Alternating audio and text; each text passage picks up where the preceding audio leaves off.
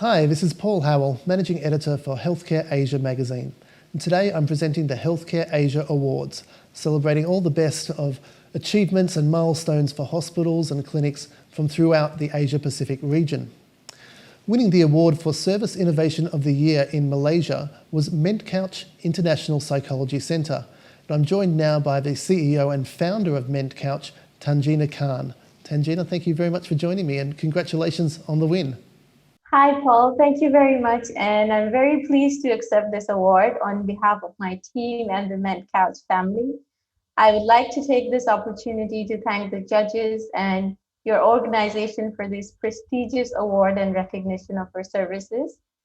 I think this award is really a great recognition of MentCouch's continuous efforts to serve our clients and developing innovative guidance and solutions in our role as a mental health care center. It definitely is a reflection of our commitment to bring value to our clients through our services. I would also like to acknowledge the important contributions made by the whole team of MentCouch, without which this wouldn't have been possible. So thank you. Thank you very much again. Well, congratulations once more. Can you tell us a bit about the company's psychology centres that have initiated fully online services to global clients over the last year? What were the challenges and what were the most remarkable milestones of the initiative? Well, the outbreak of the COVID-19 pandemic had necessitated sudden and radical changes in the delivery of psychological consultations. We started MentCouch back in March 2020, and within a few days, the number of COVID cases were on the rise. So, as strict social distancing and lockdown measures were imposed in the early phases of the pandemic, almost overnight, we were forced to take measures to find alternative solutions to stay in the business and to serve our clients who made bookings with us. So what we did was transfer our face-to-face care practice to online means. And when I say online means, we did not limit the therapies to video calls or Zoom calls only, because every individual has unique needs. So we kept their options open to various methods like text-based therapy, voice calls, psychoeducation, or self-help methods through email, etc. So while we started by offering our services to the local community first, we noticed that a lot of Asian countries like India and Bangladesh had a low psychologist to client ratio.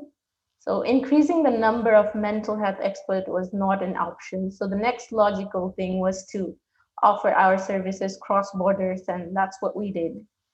This unanticipated change and the fast adaptation surely comes with some significant challenges.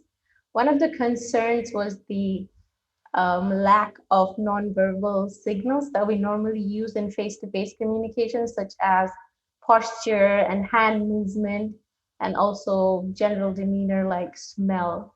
So sometimes it becomes slightly difficult to connect or clearly communicate an intended message.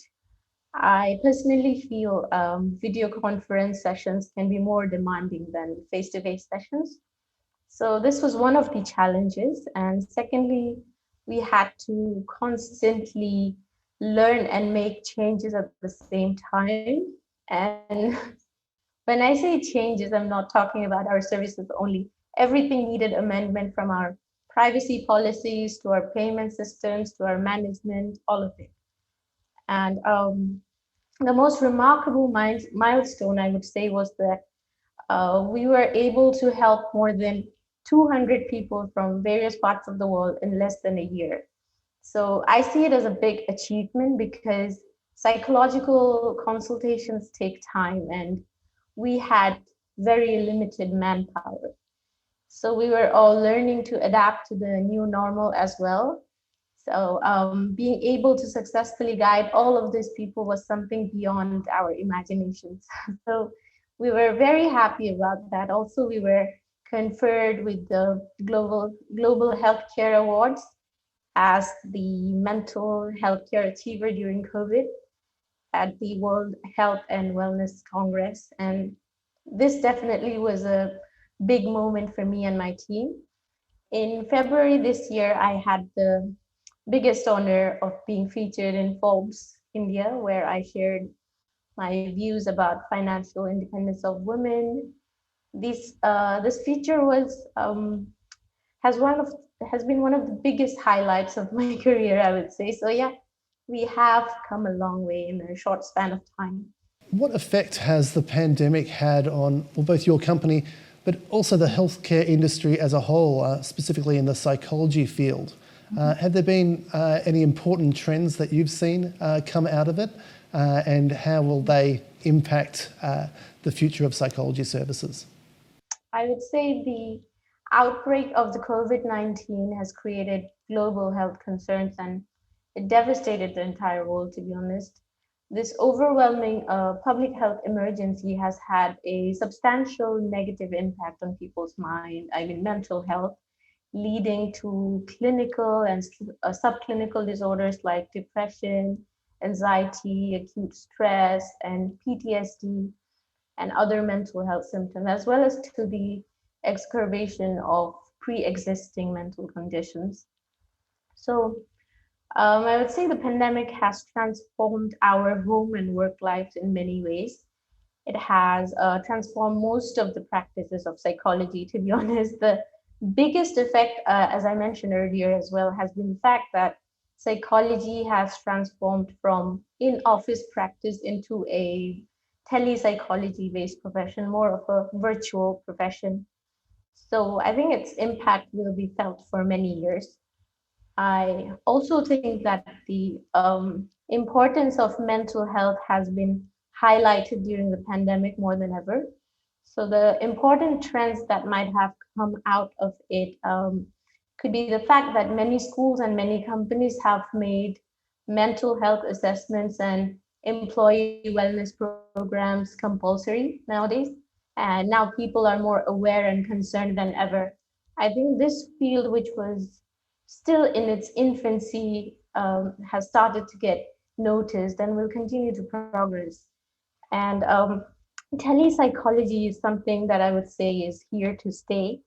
We must increase our fluency in this technology, though, and we should extend its use to areas such as neuropsychological testing and other testing situations. We must also ensure that the reimbursement and legal landscape is modified to support this important new area of practice. And we have to make sure that the therapists are more comfortable and more effective in dealing with complicated cases like suicidal clients via virtual consultations. We must, ensure telepsychological services are able to do that and it is available and accessible. Also, I think all of this will have a lasting impact on our future generation as they will definitely take mental health into account. I believe we're at the start of a new and exciting time in the profession of psychology, and being able to get mental health care anywhere is our new reality. Now, so what lessons has the company learned during what must have been an incredibly challenging first year in operation? Our biggest learning this past year was, I would say, was to remain fluid, and that is what we plan on continuing. I think in times like this, it is important that leaders, especially in this field of work, are ready to outgrow an existing business model or even to transform it into something radically new. So we need to constantly adapt, explore, and respond quickly to the needs seen in this rapidly changing world, and future needs fluidity. And finally, Tanjina, how do you feel about winning the Service Innovation of the Year award for Malaysia? It's great. I am very pleased with it, as I said before, to be recognized for helping the community and to be applauded for something that we put so much of our heart and hard work into is always a good feeling. Not only to myself, but there are so many people behind the camera who are celebrating this. We are young, we're new and small, but we are recognized by you, and that is a good feeling. Thank you. Congratulations again, Tanjina Khan. Thank you very much and have a great rest of your day. Thank you. Thank you for having me.